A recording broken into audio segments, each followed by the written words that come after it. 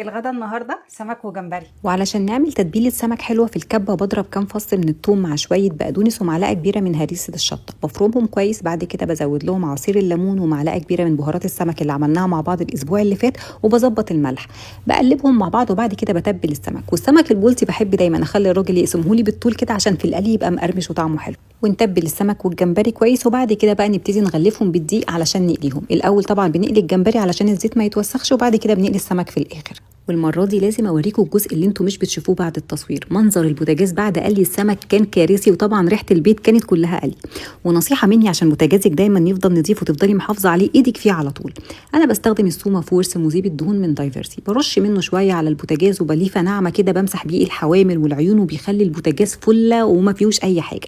حوض ورخام المطبخ بقى بستخدم لهم الروم كير ار2، وده منظف ومطهر بعقم بيه وبنضف بيه رخام وحوض المطبخ، بيخلي ريحتهم حلوه جدا خصوصا بعد اكله السمك.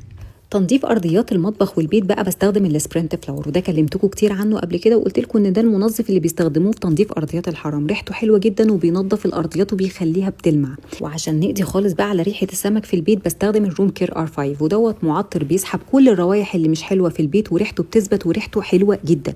وكده نبقى نظفنا المطبخ وعملنا لهم غدوه حلوه وبألف هنا.